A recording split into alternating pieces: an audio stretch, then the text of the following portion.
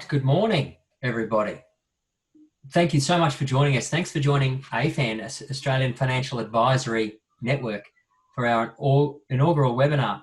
We're very excited to be able to come together and share our speakers, our content, and our world at the moment with everybody. I'm Lachy, Macdonald. Until recently, I've been the State Manager of CommonSure, and now working with the AFAN team. It's very exciting. Well, most of us at the moment, we're all working from home at the moment, so the world is such a busy place. We appreciate your time and trust that today you're going to get multiple takeouts from this webinar and things that you can use in your life. Our aim, as per the title, is to comfortably disturb everyone. And that's the fact that we have challenges in our world at the moment, and we want to give you some tips and some motivation to, in fact, work through those and across those and beyond those. But also, clearly, some things that you can use with your clients. They come first and foremost. So with the agenda there, who is AFAN? Well, AFAN stands, as I said, Australian Financial Advisory Network. It's just that. It's for advisors, it's about advisors, and it's by advisors. So it's coming together to share our experiences and our expertise and leveraging it for our clients' benefit. Clearly, when they benefit, so do we.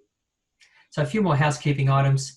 Our speakers today, the theme being comfortably disturbed. They're going to look at some of the glaring realities of our day-to-day at the moment and how it's impacting our business and ourselves as people. But also the opportunities that we've in fact got from that. And it's interesting to talk to more and more people about the opportunities that are arising at the moment and how people are adapting. We welcome you to ask questions. Now, through the three speakers, we'll have a formal question time at the end, but throughout, please use the Q&A button that you've got there on Zoom and Georgia Lane, our marketing guru, she's ready to have those questions put to the speakers.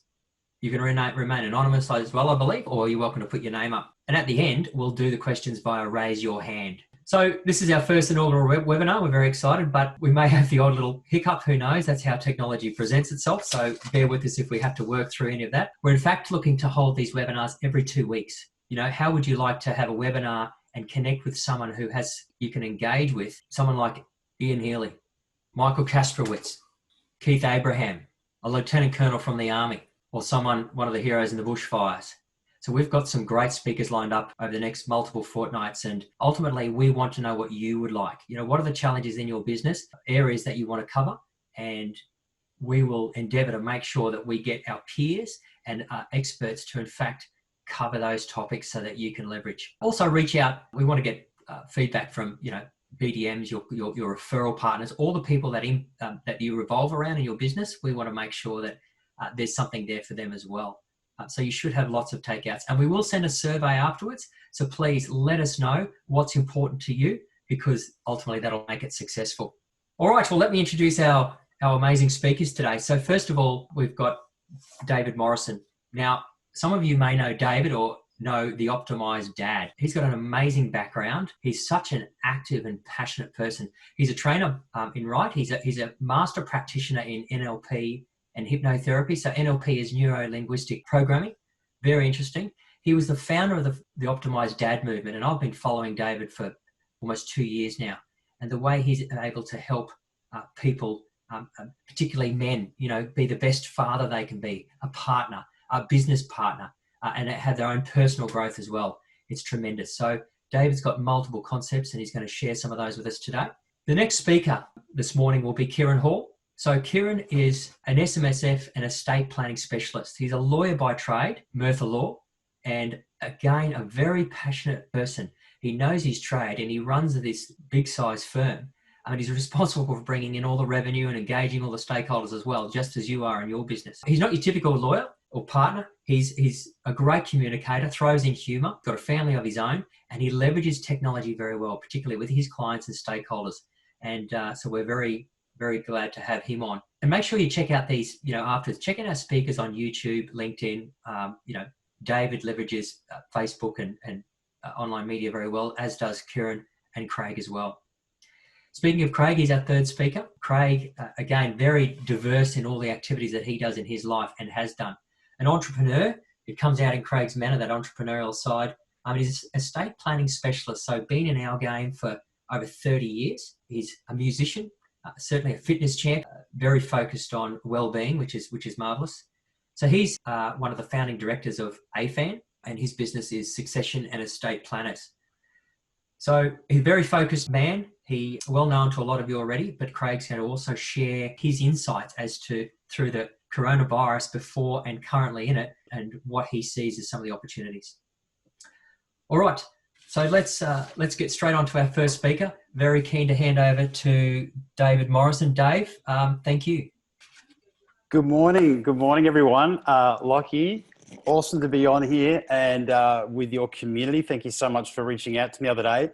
And I was just listening to all the introductions then, and you know, the whole idea of comfortably disturbing people is actually a great statement, and I really applaud you guys for wanting to own that communication message, because so often we don't make change in life until we've experienced enough disruption and pain.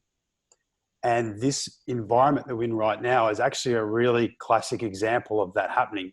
Even 3 months ago in your business, in your life, whether you're a dad or a mum or just a man or a woman or whatever, I'm going to talk broadly about people and individuals today, and about how they can actually move forward and get results right now.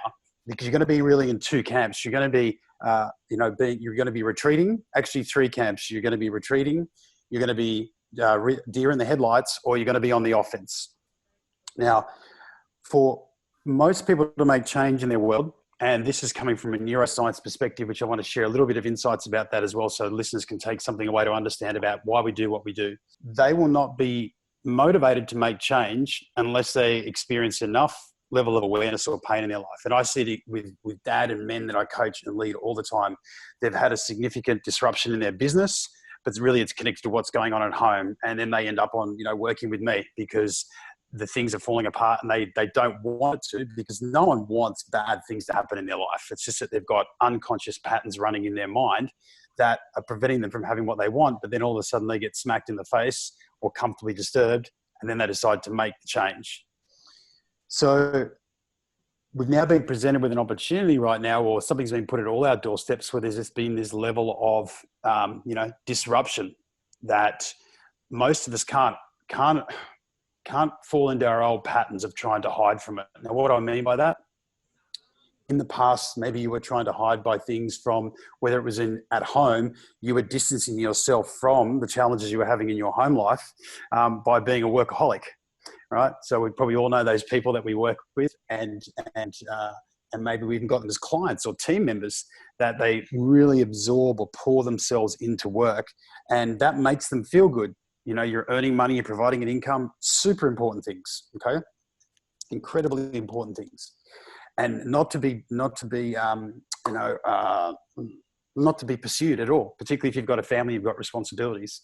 However, when we have this imbalance, it then puts pressure on the other area of our life, and you just create this cycle, right? So you're just going around and around and around. You might actually recover at some point, get some wins back in business, or if it's with family and things kind of join back up together again. But however, the foundations of what you're building your life on are not actually aligned with what you're doing. So right now, you're probably seeing it in people, like with this comfortable it's not a comfortable disruption for a lot of people. They're actually reverting back to basically where their level of growth of who they are as a person. Okay. So this topic you've talked about with disruption is really, I think it's going to serve so many people today. So you introduced a little bit about who I am. I just wanted to give you a bit of that was just something that I wanted to share straight off the bat, because when I heard what your topic was again, I was like, wow, that's incredibly powerful that you guys have decided to go down that path. As you shared, like I'm a coach, and I work with a lot of men, but ultimately I also work with a lot of families because the majority of them are connected to a family in some way, shape, or form. And what I'm seeing, like right now, with the people and men that I'm working with, and like these are typically like corporate, because I come from a big corporate background. That's who I really connect and resonate with. I worked for 20 years in a variety of industries, from the NRMA, Channel 10. I was a publicist for the Rolling Stones and the WWE wrestling in another life for 5 years. And I'm actually technically an Olympian. I was part of the Australian Olympic team as an official in 2000, marched the opening and closing ceremony. There you go. So that background has allowed me to connect with a lot of people in a corporate environment. Now, as we all know, we're all sitting here on a Zoom call. Majority of people are now at home. And that's brought a level of disruption to your ability to work, your ability to perhaps deliver and create results like you used to, because we all get comfortable. We all crave certainty. But the reality is all the success that you want, all the happiness and the love and all these other kind of amazing things that you want to create, and also that how you want to impact your clients and lead your business is actually connected to the ability that you can deal with the highest amount of uncertainty. So whilst this moment that we're in right now, it's causing a level of discomfortable disruption, it's actually presenting you, whoever's listening right now, with the biggest opportunity to actually step forward into a higher level of leadership within all areas of your life. But for the majority of us, we just don't know how to do that because it's been a long time since we have.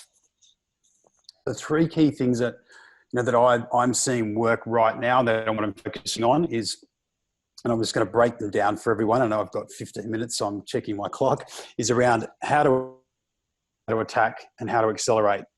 And, I focused on those three areas because we're not trying to sell people a yacht at the moment, because a lot of people are just looking for a life raft to cling to. Because and it may be the same for anyone on here in terms of business, people have gone from perhaps planning for their 20, 30 year future to going, right, well, I just need to get cash flow sorted out. I need to I've got to address, maybe my will isn't even in place, from an estate planning perspective.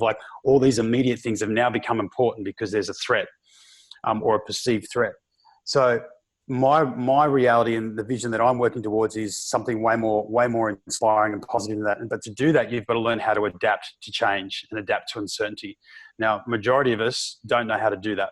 We haven't been able to learn the skills to go, right, well, this environment, this situation is actually bringing up a lot of fear inside of me. How do I adapt to that in a way that moves me forward? Because you've always got to have progress to be able to get through uncertainty.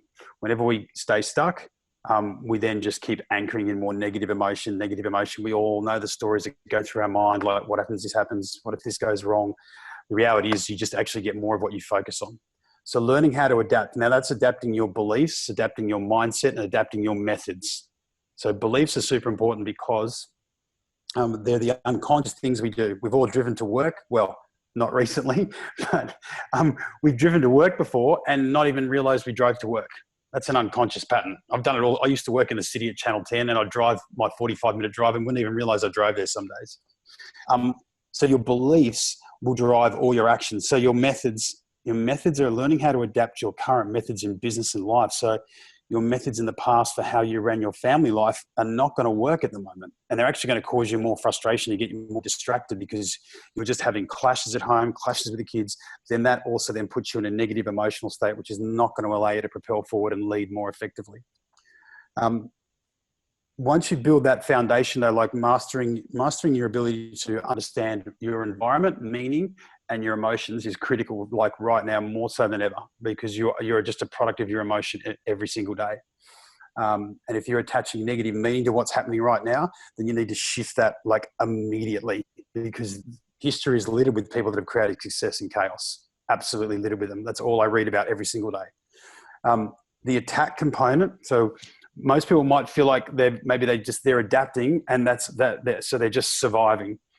But the next step is right, well, the attack component really for all of us, maybe for people listening that are right now, is I break that down to, in the next 30 days, what are the things that you need to attack that that you've either got some fear around, or that you're procrastinating on, or that you're using the excuse not to take action. Now, depending on what business you're in or what your life is like, it could be everything from, we still don't have a personal budget for home. And if there was ever a time to get a good control on cash flow at home, it is right now. And that might be uncomfortable because perhaps money's been a struggle for you as a family or as an individual, and you've got to address that. And this is now the perfect time to do it. You could have something that you're procrastinating on within your business. Like if you lead a team or you have your own business, that there's decisions that you're holding off making that are actually going to stop you from making progress. So it could be, there could be staff challenges you've got to work through. There could be supply discussions. Am I done? Question. Oh, 5 minutes. Thanks, Lachy. Cheers.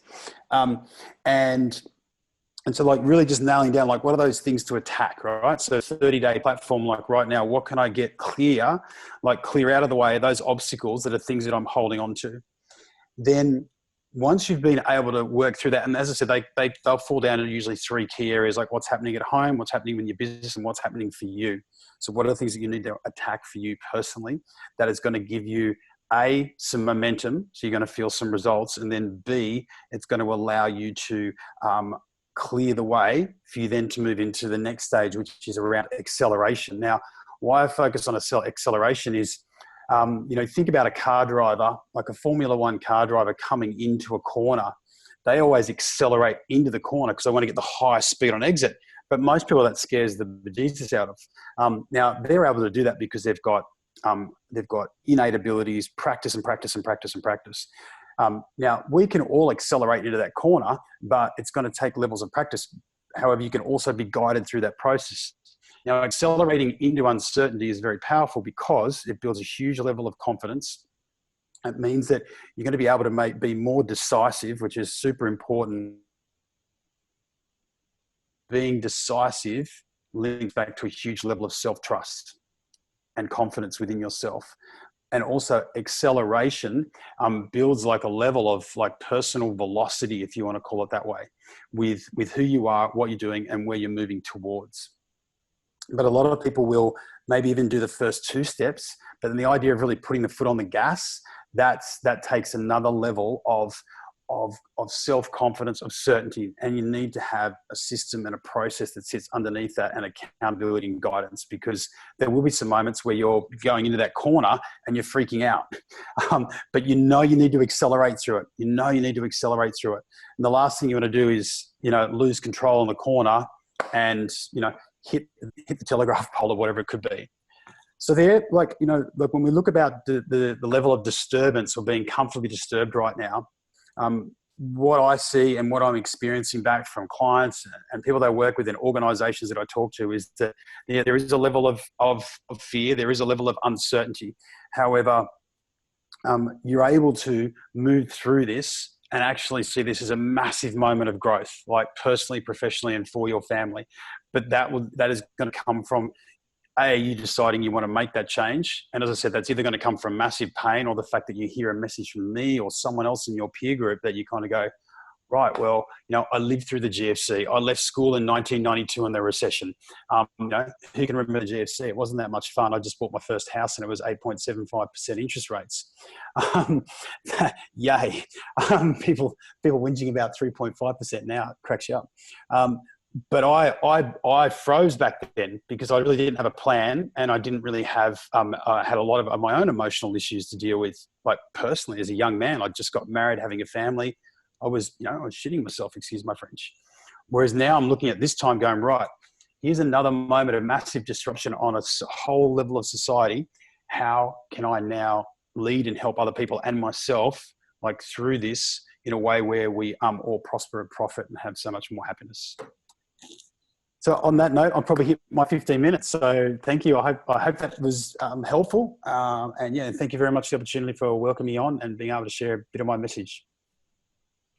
Thank you, David. That's Dave, that's tremendous. I think that's exactly how we're all feeling at the moment.